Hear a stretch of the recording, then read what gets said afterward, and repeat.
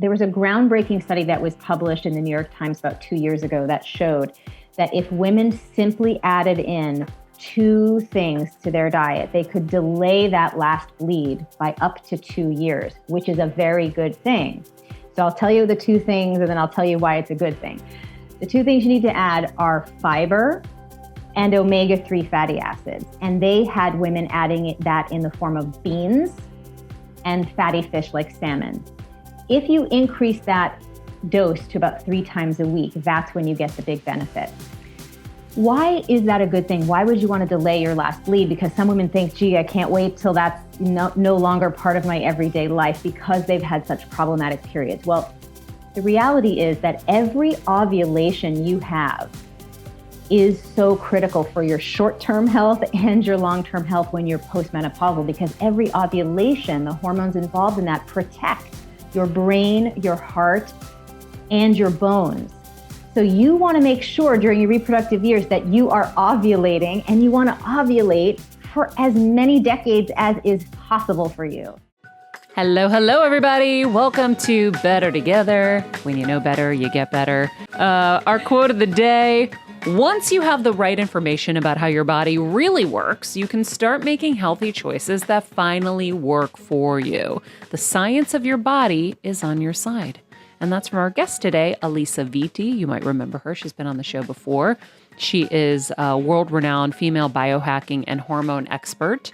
And she's going to be discussing the inevitable menopause journey every woman faces and how to make it as smooth as possible. Welcome back to our Heal Squad. Thank you guys for being with us each and every day to get better right alongside us. So Alisa Viti, like we said, is a women's hormone and functional nutrition expert and pioneer in female biohacking. She's the creator of Cycle Syncing Method, a female-centric diet and lifestyle program that leverages hormonal patterns for optimal health, fitness, and productivity. Her period app, MyFlow, is the #1 period app on iTunes, and her methods have been adopted by well-respected celebrities and organizations like the U.S. women's soccer team. Today, we're going to be talking about menopause, everyone. And this is for women of all ages. Alisa, thanks so much for being back with us today for this very important topic. Happy to be back, Maria. And yes, perimenopause included in this one too, because it's that language that we have all this confusion. Is it menopause? Is it perimenopause? Is it postmenopause? Where am I? What is it? What do I do? Yeah. So explain it all to us. I've never heard perimenopause. All I've heard is menopause, and you just dread it.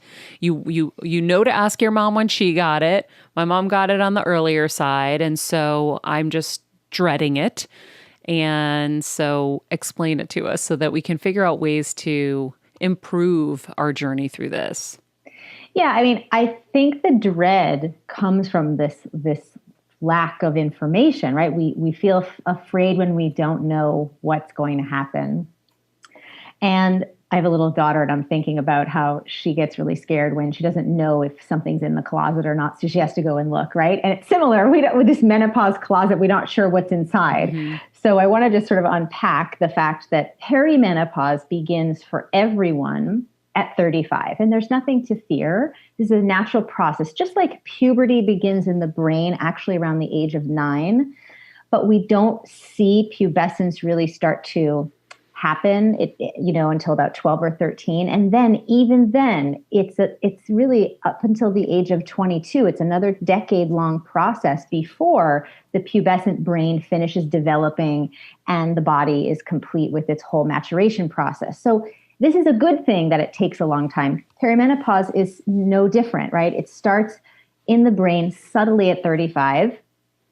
Slowly, your body will be making ever so slightly higher levels of follicular stimulating hormone. This is the key factor, right? When your FSH levels get to a certain threshold consistently, elevated threshold consistently, that sends signals to tell the ovaries to stop releasing eggs. At the same time, all your menstruating months prior, you're using up all of your egg reserve at the same time. So it's this combination of what's happening with your egg reserve and this elevated FSH level that really moves you in that direction of going from a cyclical reproductive stage to a postmenopausal stage. So perimenopause is that journey between the two, right? That slow, gentle, easy transition between cycling monthly and not cycling at all. And that process can take, depending on genetic predisposition, family history, and what you've done to take care of your hormones in your 20s and 30s and your current diet and lifestyle, that can take somewhere between the age of 35 and about 51, or it can happen a little faster, right? And we know that it's important for us to make this process take a nice, slow, long time, because that means less symptoms for you, more of an easy transition, and future health benefits, long-term health benefits. So how do we kind of slow that process? I mean, the body's naturally doing it, you're saying. It's taking its time, which is why the body's so insane. How it's just amazing. Everything is just set up for our success, and we just kind of tank it with our poor choices. Can you imagine if you were just having your normal levels of estrogen and progesterone one day, and then boom, the next day you fell off the cliff, so to speak, from reproductive stage to postmenopausal stage where all of your hormones are downregulated. You would possibly explode into one giant hot flash. Like it could, it's just too aggressive for the body. So this longer, slower process is actually what you want to support it. You don't want to dread it. It's a good thing. Yeah. So how do we support it in each stage? So I like to think of it in a couple of different phases, right? So the first thing to do, and depending on when you're listening, this may or not be possible, but if you're in your 20s and 30s listening, you want to start thinking about what you're doing today actually does support your perimenopausal journey, or dictate the quality of it, at least, when you actually begin that starts really more aggressively in your 40s. So taking care of your cycle, this is why I'm such a huge advocate of the cycle syncing method, because if you start taking care of your hormones and supporting them in your 20s and 30s, then perimenopause will be a much less symptomatic experience. Then if you're in, stage 1 of perimenopause, 35 to 45, right? I want you to pay attention to what is happening with your body and really beef up your micronutrients, right? Because likely you've just come out of stressful period of time, whether that be the thick of your career. You may have done child raising, you may not have, but still stress is happening. If you notice and you track back in your lifestyle and you say, gee, I've had a habit of drinking caffeine in the morning, skipping breakfast, then wine at night to wind down, and kind of sugar throughout the day, these things will definitely make the second part of perimenopause way more hot, flashy, night sweaty, because you're going to be, for that decade, 35 to 45, without making appropriate dietary changes, you're going to be leading yourself into the place of estrogen dominance and elevated blood sugar, which will make all these symptoms worse. So I like to explain that, because I don't want you thinking that these symptoms come out of nowhere. Like, the hot flashes and the night sweats are there to just make you miserable for no reason. This is not the case. Everything has a reason in the body, or a root cause. And understanding that is really empowering, because then it makes you want to take action, right? So I think in your 35 to 45 years, it's really about continuing to support your cycle with the cycle syncing method, because you will likely and should hopefully still be having a regular period. You will, eat different calories based on which phase of the cycle you're in, really modulate your exercise intensity based on which phase of the cycle you're in, so that you don't disrupt blood sugar, you don't disrupt cortisol levels, and start really thinking about bolstering your micronutrients from all the stress and the caffeine, wine, alcohol thing, right? And really make sure you're getting, your B vitamins, your omega-3 fatty acids, your magnesium, your probiotics. All of these things are going to set your internal ecosystem up from a hormonal point of view for success when we enter stage 2. Now, stage 2 is that 45 to 55, really most women sort of have their last bleed somewhere on average around 51. And in the second stage, you should expect your period to become less regular. This is normal, nothing to fear. I know a lot of women, when it first starts happening, I've had many clients call and say, I keep buying pregnancy tests because I'm so worried that they're pregnant at 47, 48. It's totally normal. Obviously, if you feel that could be a concern, you do want to check. But it's just likely that you're starting to show the signs of moving towards your very last bleed, which is called menopause. That's the only thing that's called menopause, that last bleed. But you won't know that that was your last bleed until 12 months after. And then you would call yourself postmenopausal, right? Yeah. So in that second stage, 45 to 55, start to use herbs. This is the time to introduce herbs. I like Maca for this. I like Vitex. I love women taking Flax. Flax provides phytoestrogens that really help with any excess estrogen you might be having. You would think taking phytoestrogens might increase your estrogen load, but actually because they have selective estrogen receptor sites, they're actually going to help modulate your own body's use of estrogen. And so that's a good thing. If you're starting to notice when you do have a bleed that it's very, very heavy or clotty, this can be a sign of a little bit of excess estrogen in that second stage of perimenopause. Any sort of hot flashing, night sweating, this you want to start to use other herbs like black cohosh, and those would be the three that I would start with. Vitex to help you make a little bit more progesterone, Flax, for that, and some Maca to help you as overall. We'll put all of this in the summary, by the way. So you're like, black what and Maca what? I know. I'm rattling off a lot of things. We're going to put all of this in the summary so that you have it. But what I think... Alisa, I just want to clarify. Hi, it's Kelsey over here. With Flax, do you like pills better, like supplements, or like ground flaxseed, or are they all the same? So Flax, I suggest just taking that in the ground form because there was a groundbreaking study that was published in the New York Times about 2 years ago that showed that if women simply added in 2 things to their diet, they could delay that last bleed by up to 2 years, which is a very good thing. So I'll tell you the 2 things and then I'll tell you why it's a good thing.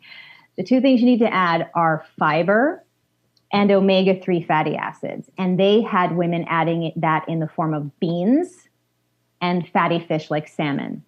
If you increase that dose to about 3 times a week, that's when you get the big benefit. Why is that a good thing? Why would you want to delay your last bleed? Because some women think, gee, I can't wait till that's no longer part of my everyday life because they've had such problematic periods. Well, the reality is that every ovulation you have is so critical for your short-term health and your long-term health when you're postmenopausal, because every ovulation, the hormones involved in that protect your brain, your heart, and your bones. So you want to make sure during your reproductive years that you are ovulating, and you want to ovulate for as many decades as is possible for you. And then when you're postmenopausal, you will have banked all of that cardio, neuro, and osteo protection from your healthy, regular ovulation. So you do want to delay it. And what's exciting is that the studies are talking about simple, affordable dietary things that you can do. And that's just the tip of the iceberg because there's so much more that you can do if you really start to back up and reverse engineer, so to speak, an easier menopause by really dialing in your self-care in your reproductive years. But a lot of women are not thinking about that, unfortunately, because we haven't really moved the narrative forward when it comes to really navigating our hormones effectively throughout our life stages, which is what we do at Flow Living and what I'm on a mission to help women understand. But if you find yourself where you're backed into a symptom corner, right? You're in perimenopause and you're stage 2 perimenopause, you're 45 and over, you're miserable, you're hot flashing, you're depressed. I mean, it's not an insignificant thing, even in our brain chemistry changes, right? Having less estrogen can, definitely dramatically impact the way that you feel emotionally. So if you're noticing that this is going badly for you, then you may want to consider working with a naturopathic physician or another type of physician who can prescribe for you some bioidentical hormone therapy. Now, what's the difference between synthetic and bioidentical? Big difference. The bioidenticals, think of it like a key fitting into a lock. Your cells have highly specialized locks that only a perfect key can fit into. And the only hormonal key that can fit into your hormone receptor locks on your cells are the ones that look exactly like the ones your body makes. Those are bioidentical, right? The bioidentical hormones that you can get at a compounding pharmacy. And these have been shown to be very safe and much safer than the synthetic alternatives because they are molecularly, structurally different.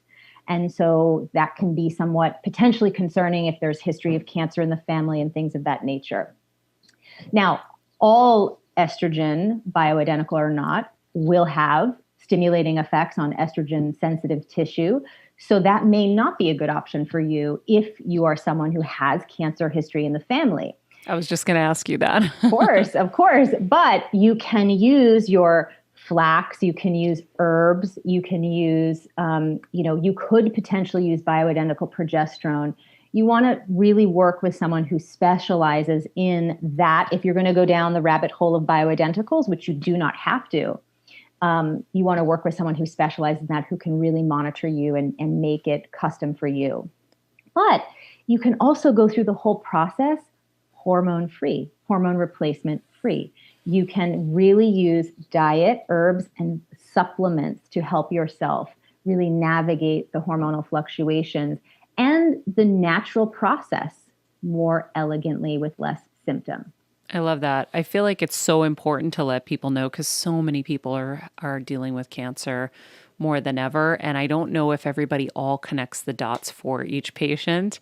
And so if you do have cancer, you have to be so careful because hormones grow things. And so you might be seeing somebody over here for this, and they may not be connecting and thinking of your other ailment that you're dealing with. So I like pointing that out. And I also go back to something you said earlier. This is why it's so important to watch your cycle, because that's going to give you clues that you can tell your gyno, hey, my periods are getting shorter or they're getting heavier. Or any of those shifts are natural shifts that are happening because you're getting into those next phases. And I think I agree. Tracking your cycle is key. I think that's one of the reasons why women love the MyFlow tracker, because it really educates you as you are having symptoms of what could be going on so that you can have a very empowered conversation with your healthcare provider. And I know that we've talked, just about sort of the whole process, but outside of, herbs, supplements, and hormones, there's a lot of other things that you can do to really support your body as it goes through this transition as well that I don't want to leave out that are... Oh, we'll get to it. Yeah, not just the symptom management piece. Yeah. Well, I think another thing that I wanted to point out that you said that was important is almost like it's an accumulation effect, right? An accumulation of good choices. We always talk about in health, what you're doing in your 20s is going to dictate what happens in your 30s, 40s, and 50s. So even though we all think we're young and we can do whatever and I can eat whatever and it doesn't stick or whatever, it is sticking in certain ways. And it is going to lay out the foundation for your future. So eating beans and fish, yes, it's good in that cycle period that you said. Was it 45 and up? Was it in that age range that it's good? Yeah. But eating that in your 20s and 30s is great anyway. It's nothing different for any age group. It is just an important focus to have. Yeah, endocrine disruption knows no age. You know what I mean? So if you're disrupting your endocrine system in your 20s, you're going to notice symptoms with your period and your mood, your weight, your skin. If you're disrupting your endocrine system with improper diet, lifestyle, chemical exposure in your 30s, you're going to notice that with effects on fertility, mood, sex drive, ability to sleep. And then if you're disrupting your endocrine system in your 40s, you're really going to notice that with perimenopause symptoms. So it's irrelevant how old you are. You will... it's just, are you supporting your body's function or are you interrupting it? And the more you interrupt it at any age, the more symptoms you're going to have. Yeah, because you're taking the train off its tracks. It's like going on its tracks. Everything's supposed to work in its order. And we're detouring it with poor choices. Exactly.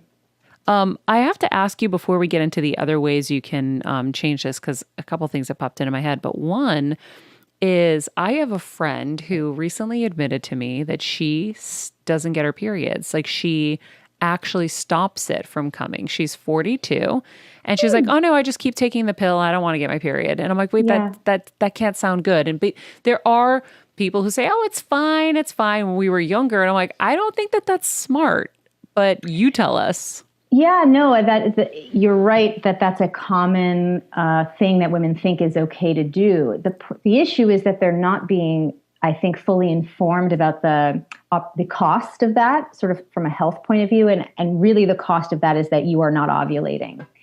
Ovulation is the magical experience that happens every month, not because of a reproductive opportunity, but because of the health benefits that it confers to your body short term, like while you're ovulating throughout the reproductive years, and postmenopausally. So more studies need to be done about the connection between cohorts of women who use that's hormone replacement therapy. When you take synthetic birth control, right, that you're fully shutting down your own internal hormone production and you're adding synthetic hormones, right? So there needs to be a study done, I think, on, women who take synthetic birth control in their 30s and 40s for this long period of time. And what is the increased incidence of things like osteoporosis and heart issues and cognitive issues? Because we know that without ovulation, you're not getting all that extra benefit for your postmenopausal years. And I'd love to see some information being put out there for women to help them make decisions. Because again, that mythology that your period is this big problem that you have to deal with is really the thing. That's a piece of propaganda and mythology that's driving a decision that you're making, right? If you had been informed from the start instead, not that your period was this horrible thing that, you would hope to medicate away, but instead was this enormously important vital sign, conferred enormous health benefits, and it was in your best interest to take care of it every day, right? Your whole cycle, each phase of the cycle, day after day. That's what you would do. But because you've gotten the wrong information, right? It's like a fork in the road, right? You're going on a path that has you believing that you should shut it down with medication, when in fact, that just stems from that, incorrect education from the beginning and this toxic mythology that plagues us. And that toxic mythology continues to plague women in their perimenopausal journey because they just think they're victims to their hormones, right? It's this victimhood situation, basically. You're a victim to your hormones. There's nothing to be done. Hopefully you can manage the top level symptoms. This is really outdated information. You have total agency over how your hormones perform because they respond profoundly to dietary and lifestyle inputs. We're going to talk about some of these lifestyle inputs in a minute, but if you aren't happy with how your body is performing hormonally, you got to change what you're doing, and then your body will start to shift and you will feel better. Yeah. Period. I love that. Okay, so then what do I say to this friend? You just want to let her know that, hey, did you know that every ovulation that you have, confers all of these important health benefits to your brain, your heart, and your bones? And she'd say, no, I didn't know that. And you'd say, you might want to do a little digging and do some research for yourself about what you might want to do now, because for however long she's been on that medication, she's also depleting a lot of key micronutrients from her body that is really going to be profoundly felt by her when she moves more into the second stage of perimenopause, and she might have more symptoms, right? And she should also ask herself the question, how does she want to go through that process? Some women, they just want to do the hormone thing, all synthetic hormones for as long as possible. And that's their right. It's available and you can do it. But if you want to sort of take a more natural approach, then you've got to make some decisions. And the more time you have to recover some balance and some nutrient levels, micronutrient levels, the better your results will be. Yeah. It's also probably not good if you are also considering maybe having a baby. Well, right, because it's birth control. So if you want to have a child, the same thing goes, right? Where you want to really beef up your micronutrient levels. You want to make sure your hormones are balanced. But again, conventional medicine does have alternatives for people who just don't want to do this process, because you can go into an IVF cycle. They will put you on synthetic birth control. They'll control the whole thing with synthetic hormones. And that may be something that you're more comfortable with because you feel that it is potentially overwhelming to be more involved in your own hormonal management. So it's just a personal choice. You can do it either way.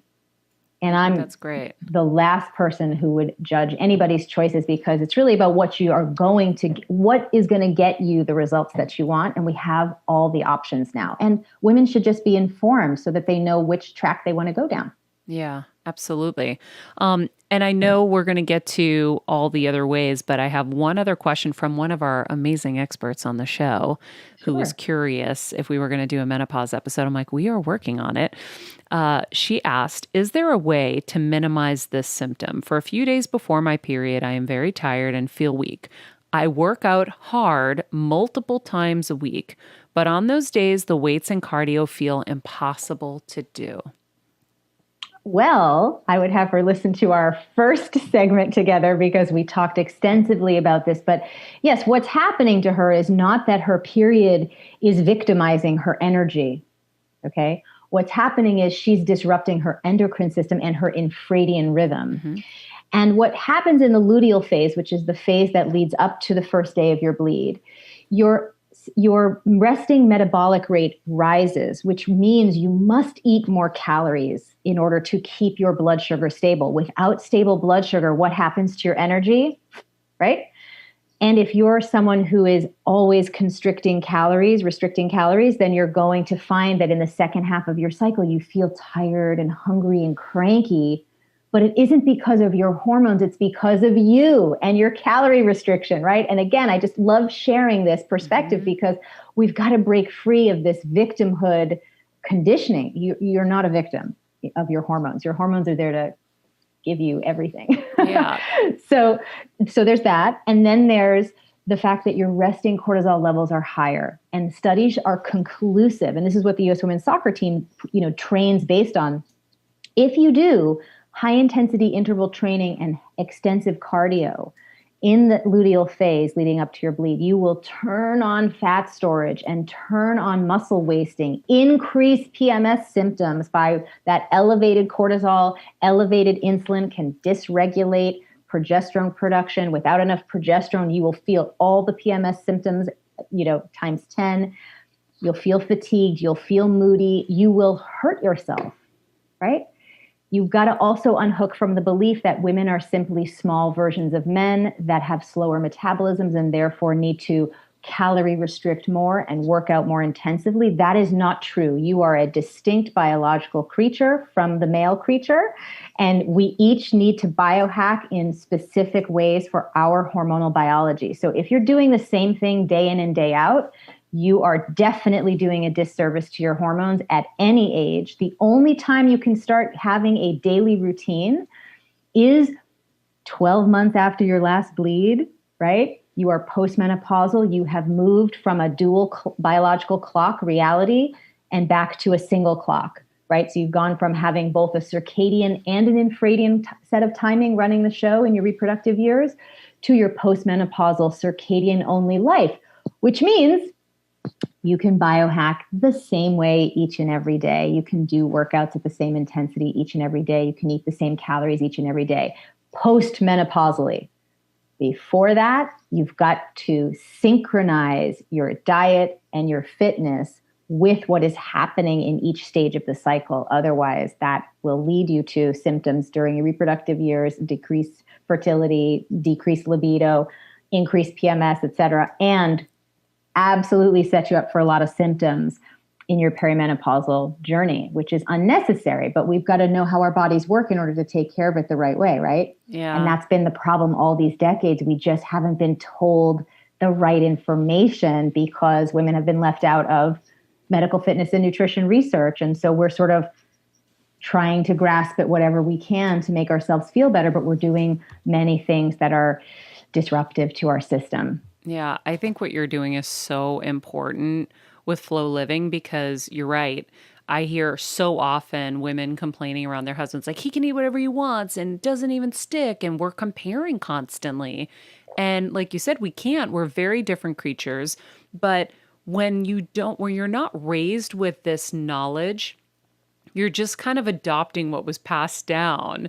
And that's why I think every conversation we get to have with you is priceless, because you are breathing so much reality down, to us, and so much useful information. And, it is overwhelming because there's so much to learn, but that's what you do with Flow Living every day, is try to simplify it for people, so that you understand the differences in your phases, so that you can exercise according to your, the part of the month that you're in, and eat the right way, and rather than working against ourselves. And if we did this even in this arena, it's going to spill over to everything else in our lives. Our lives are going to be in such a better flow if we follow all of this, because we're just working against ourselves otherwise. Yeah, I mean, it's really the difference between, do you want to paddle upstream or do you want to go downstream? Because your body wants you to have this easy. I mean, nature is efficient and elegant in its efficiency. So it would not make it, your body is not designed to be this problematic. The fact that it's riddled with problems and symptoms is an indicator of the degree of disruption that you are causing it. And I think that it's just unfortunate that for women, the way that we can compare women and men is in the difference in how we're educated about our bodies. That's a good place to do a comparison, and nowhere else, frankly, because it's not useful, because it's comparing like bananas to frogs. It's totally different things. We don't need to be doing anything that's the same. But, the education is very different. Boys are educated to really understand how their bodies work. Young men are told in every arena, fitness magazines, medical information, that there's a particular pattern to their hormonal process throughout the day, and everything in our culture that they have access to really supports that. Like, for example, and I'll just sort of ask this to everybody listening, how many of you think that you should wake up at 5 a.m. and do a big workout first thing in the morning, and that is an optimal way to start the day, right? You just raise your virtual hand. Most of you probably do think that, right? And the fact of the matter is that is only good if you have testicles. Like, legitimately, because those are producing hormones, specifically testosterone, in a completely different galaxy of concentration than what we produce as women, that you have access to as a male first thing in the morning. And so you should wake up at 5, because that's when you have your first big dose of it. And you should do a strength training workout in the morning, because that's when you're going to build the most lean muscle with the least risk of injury. And then you're going to do all your deep work as well, because you have all that testosterone for your brain, for your concentration. But if you do that as a woman every day, especially in the second half of your cycle, force yourself to wake up early and do early morning workouts in that luteal phase, you're going to not only have all the negative stuff that we just talked about a moment ago in terms of blood sugar disruption and cortisol disruption, but you're going to increase your anxiety and your brain fog. So how are you going to be more productive? Even though that is what is considered the success practice of the day, having it every single day, that's predicated on male hormonal biochemistry and not yours. And so you have to understand what is happening inside of your ecosystem and do what works for that. People ask me all the time, well, what's the perfect morning routine? I said, well, what phase of the month am I in? And then I'll tell you what morning routine I'm doing. But it's not the same every day. Nothing is the same every day. And that's the secret, so to speak, for women. And if you haven't listened to the first episode we did with Alisa, we'll link it in the summary so that it's easier for you to find. But she goes through all of this in that episode. Okay, so what else can we be doing? So I would say, the first thing is to just think about managing your hormonal fluctuations. What do you want to do for that? In your first stage, like we said, use the cycle syncing method, because that's the best way while you still have a regular cycle to manage all the complexity of your insulin and your cortisol and all the other hormones. And that's your product on flowliving.com, the cycle syncing method. That's right. You can go to flowliving.com and learn more about that. It's also, I wrote about it in my new book, In the Flow.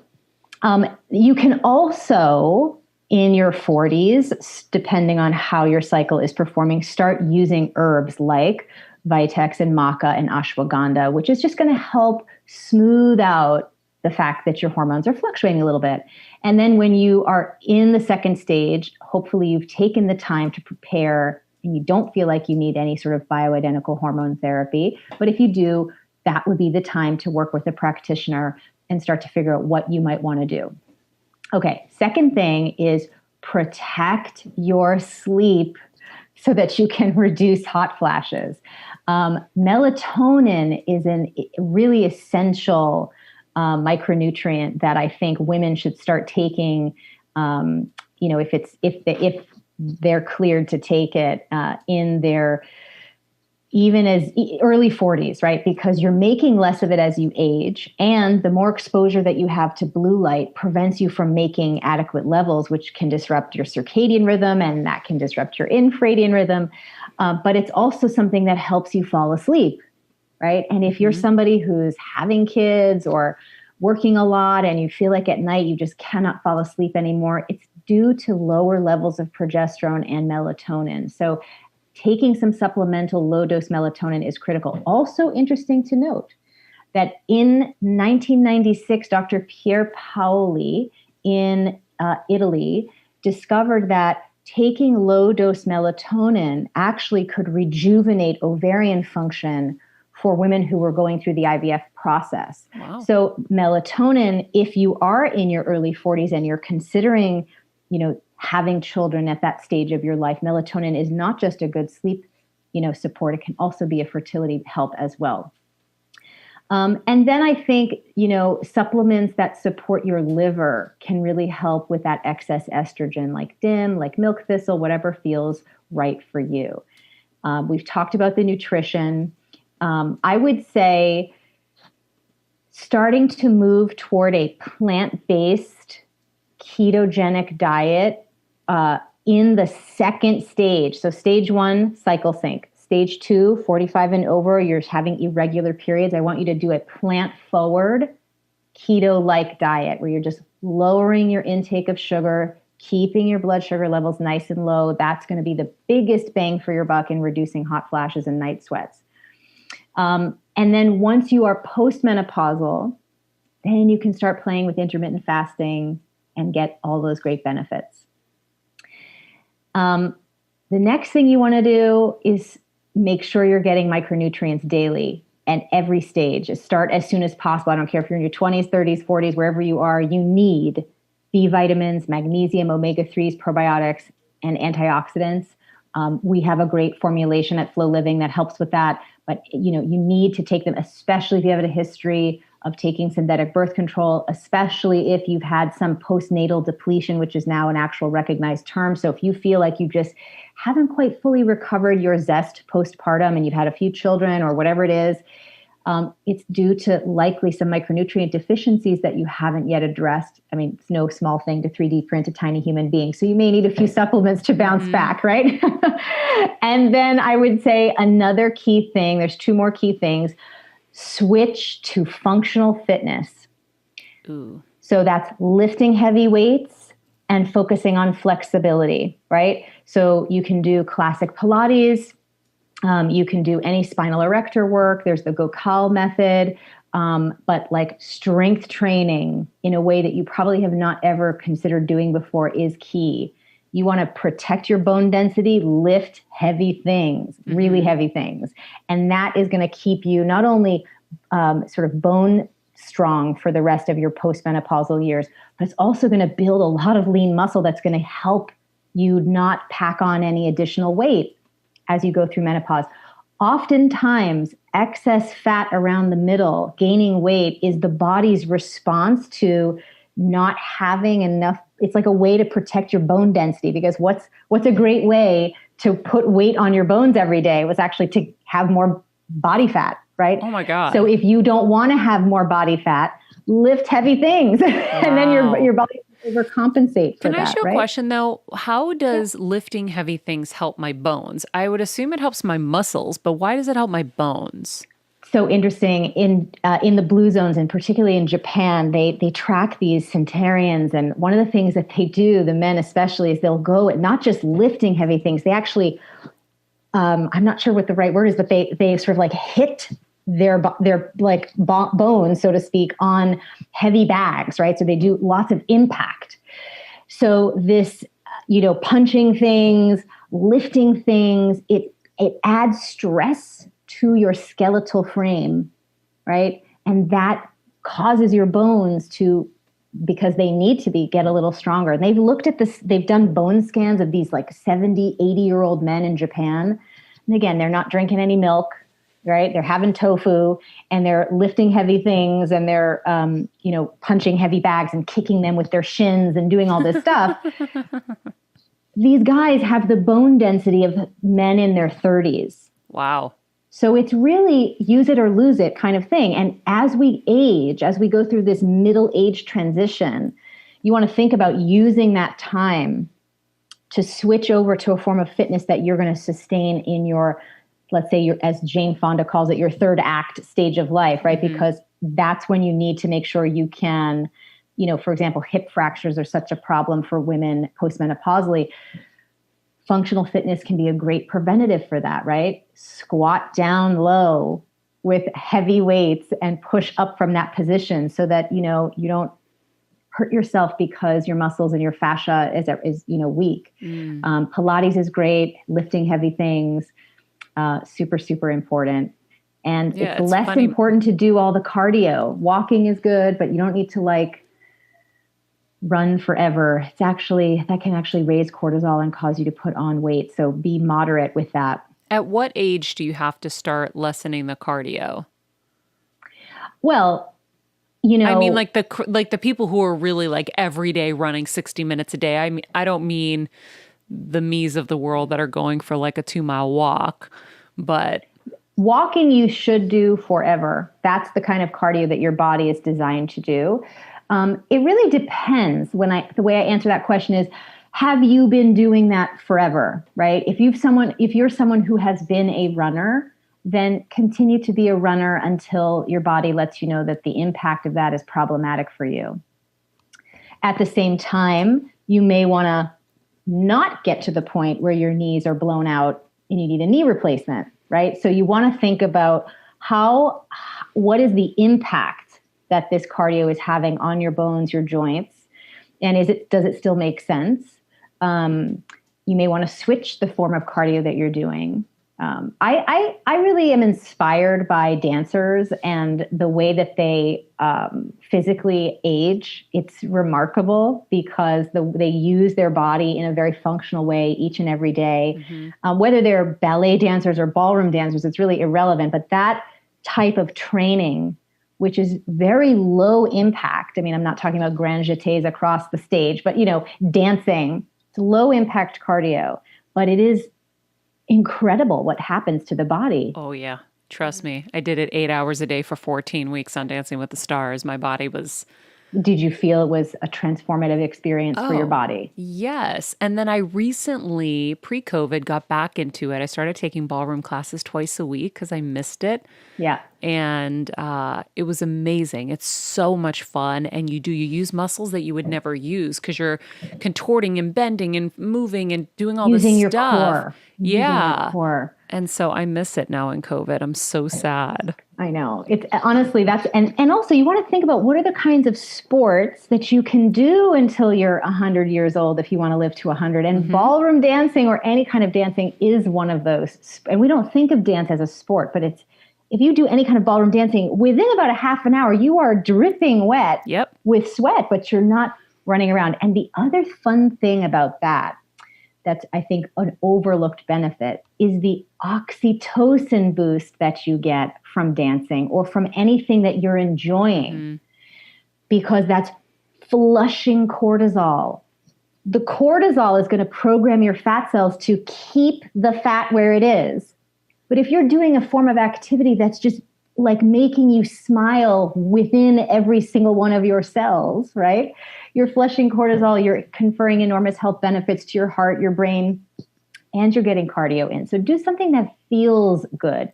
Functional fitness, yes, but also find something that brings you joy, because that vitamin joy is a very overlooked, but an important part of the perimenopausal process, because think about it. As you enter perimenopause, you're exiting a time of your life where you are more focused on catering to the caretaking of others, right?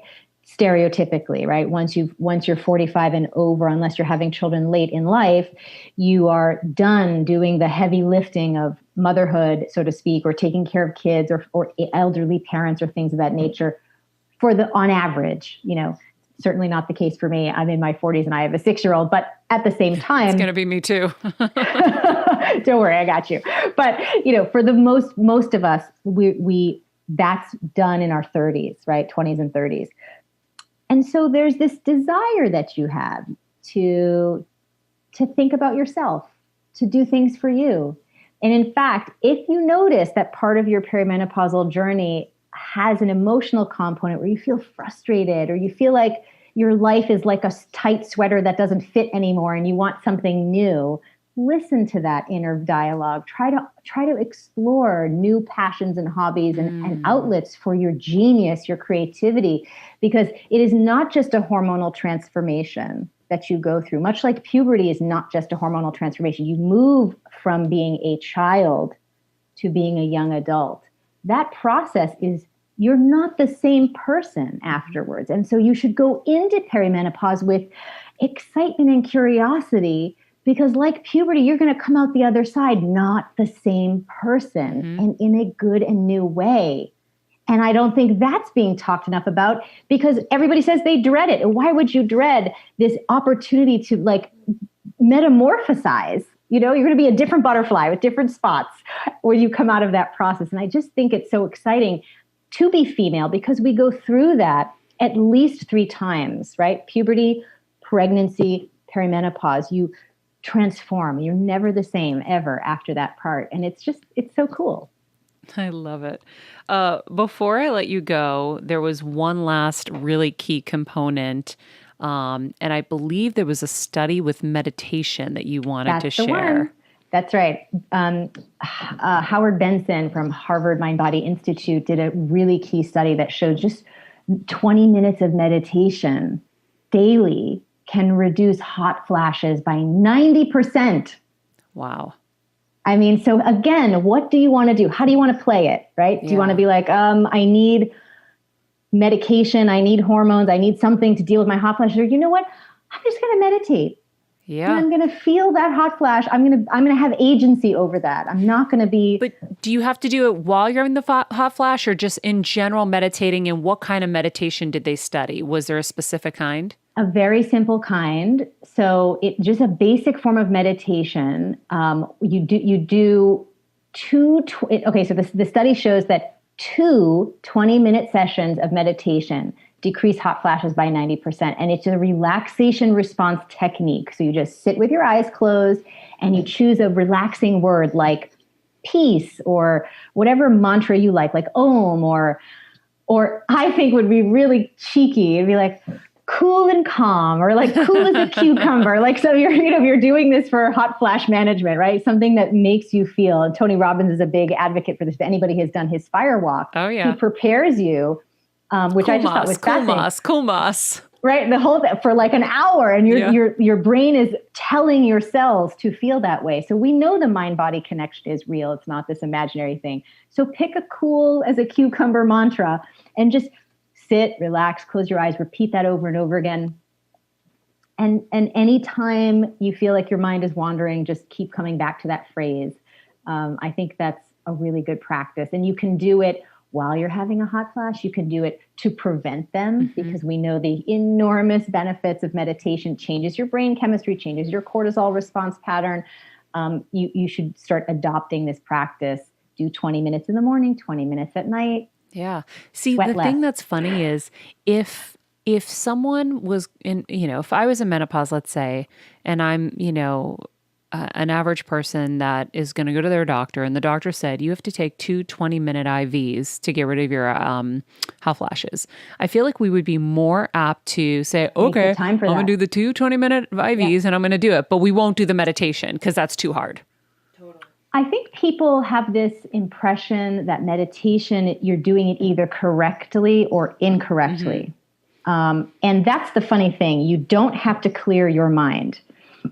you just have to sit. And this is what I like about sort of this focused relaxation technique, because you're focusing on a phrase. So anytime you start to get into your monkey mind about, I've got my laundry list of things to do, you just come back to cool as a cucumber, quietly to yourself, right? And then you can let it go for a few minutes. You don't have to say it for 20 minutes. You let it go. Then if you start thinking about how your partner or your mother-in-law or somebody who drives you crazy, if you start marinating on that, right? You get cool as a cucumber. You just keep coming back to that, and then let it go. And 20 minutes it just evaporates. You'll be amazed at how good you get at sitting still for 20 minutes and training yourself to not engage in thoughts that raise your cortisol levels. That's really what we're doing, right? Because anytime you go into your laundry list or rehash mentally a stressful encounter in a relationship, your body thinks it's happening right now. That's how powerful the mind-body connection is. So if you can practice training yourself not to engage in those thoughts, you get the golden ticket. I'm going to have to use cool as a cucumber just, excuse me, just through the holidays. Excuse me. With all of the cortisol that will be running rampant in my body, yes. I will just keep going back to cool as a cucumber. I love that. So much great advice, Alisa. I feel like every time we get together, my mind blows like every which direction. And I think that this is just so helpful and just incredible. So thank you. As always, if you guys want to know more about Alisa, you can go to her website, flowliving.com, and find out how to get on the cycle syncing method immediately, because I think it's really, really important, and get to know your cycle better so you can work with your body, not against your body. Indeed. Go with the flow. Go with the flow. All right, Alisa. Thank you so much. I wish you the best holiday season, and we'll obviously be in touch, hopefully. And we'll talk soon. Thanks for having me. Thank you, as always. This is amazing. So good. She's awesome. Right? Oh, I've loved her for so long, and she's because everything she says is like, what? And it's so true. I love that point at the end that you brought up about like a doctor would say, okay, go to the doctor, whatever it is, twice a week, get these 2 things, 20 minutes. We'd be like, okay. Yeah. But meditation's like, no, we can just kind of push it away. Mm-hmm. Because it's left on us. The onus is on us to actually care about ourselves enough to make that time. Yeah. And it's hard. And I didn't say that to berate anybody. No. It's more to just show us that that's where we're inclined to go a lot of the time. No, not everybody, but a lot of us. It's like, give us a pill, let's get it over with and move on. Because we have so many things on our plate, especially women. Yeah. So such a good point, Maria. I think the thing I want to raise with that, Kevin always talks about either the positive story or the negative story around what we're told. And I can even be guilty of when a doctor tells you, like, try meditating or try this. The negative story is, oh, I have to do the work. But what about the positive story of, oh my gosh, I have the tools I need to control my own health and life. Luckily. So that's the way to look at it. Other people don't have that option. Other people have no choice but to get chemotherapy or to get something, insulin for their diabetes. Like, the fact that we can go to the doctor and they can say, try these things, we just have to reshape how we look at all of this in general. And everything that she's telling us to do is good for our overall health. It's not like, okay, we want to be powerful and take on our female, health, right? Which can feel a little overwhelming and daunting. No, this is for our overall health. This is for our mood, our anxiety, everything, our blood sugar levels, like for everything. So anyhow, I'm always inspired. Awesome. If you want to check out the other episode that I was talking to you about, it is episode number 122 with Alisa, where she talks really in depth about the infradian rhythm and the circadian rhythm. And I could quiz Jeff right now, but he is our expert. He probably knows more than me. But we will link it in the summary to make it really easy for you. And if this was helpful to you, please share it with every woman you know. Every woman you know needs to know what we were talking about today. So do them the solid. And of course, you always help us too, because the more people we can reach, the more we actually accomplish our mission to help people. So thank you for that. In the meantime, follow us at Better Together with Maria, at Alisa VT, at Jeffrey Crane Graham, at Kelsmeyer too. And remember, be nice people, make good choices, and be present.